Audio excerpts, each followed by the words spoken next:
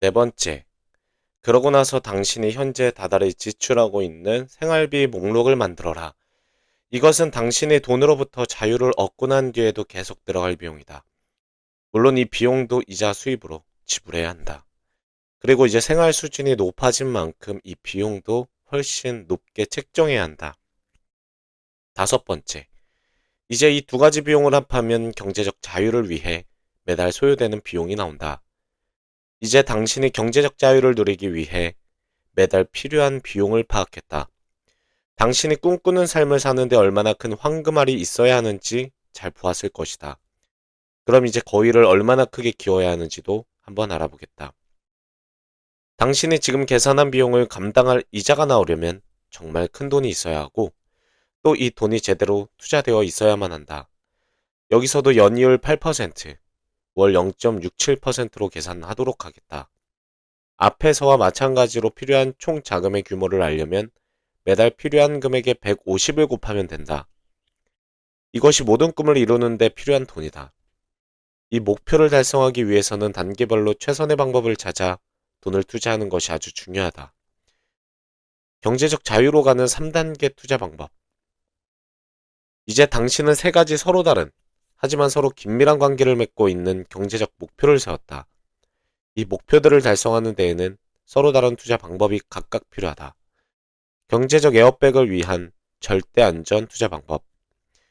경제적 안정을 확보하기 전에는 위험을 회피해야 한다.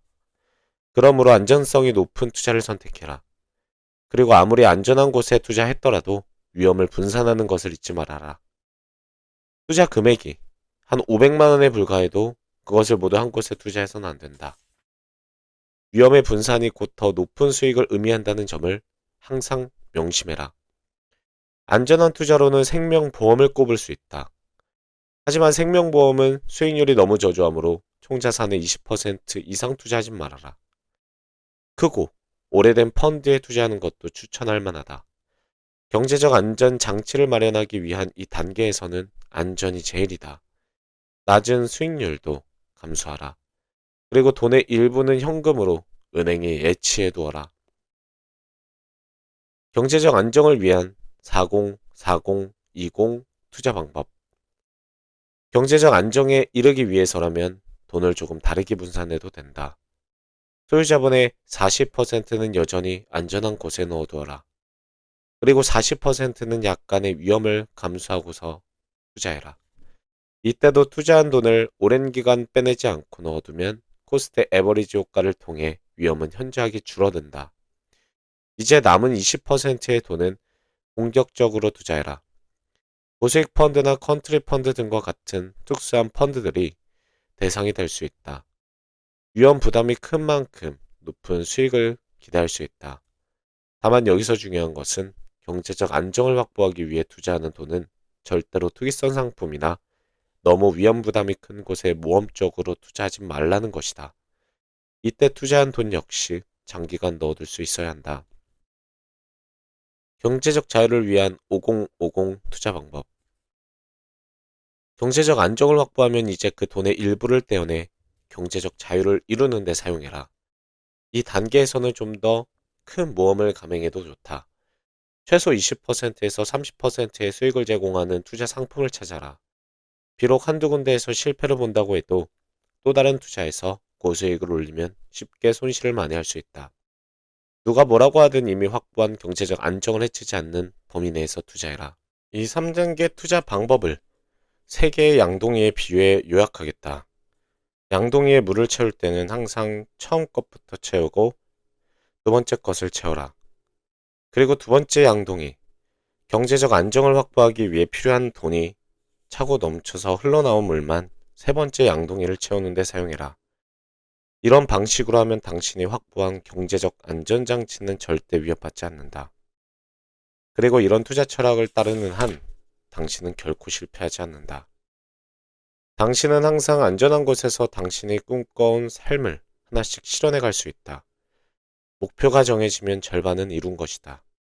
이제 가장 중요한 문제가 남았다. 당신은 이제 확고한 결심을 해야 한다. 당신은 정말 경제적 자유를 얻길 원하는가? 경제적 자유에 도달하는 것을 자신의 의무로 삼고자 하는가? 위에서 적은 삶의 소망들을 항상 눈앞에 그리면서 그것을 자신에게 주어진 절대적인 의무로 삼을 준비가 되어 있는가? 이런 확고한 결심이 서지 않았다면 이 책을 읽지 말고 덮어두어라. 그것은 목표 달성에 필요한 모든 일을 반드시 하겠다는 결심이어야 한다.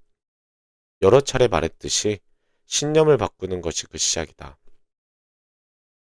이 목표에 도달하지 못하면 큰 고통을 느끼고 목표에 도달했을 때 무한한 기쁨을 느낄 마음 자세가 되어 있어야 한다. 그리고 어째서 자신이 그런 삶을 살고 싶은지 그 이유들을 명확히 알고 있어야 한다. 매일매일 활동 영역을 넓히고 항상 최선을 다해야 한다. 끊임없이 배우고 성장해야 한다.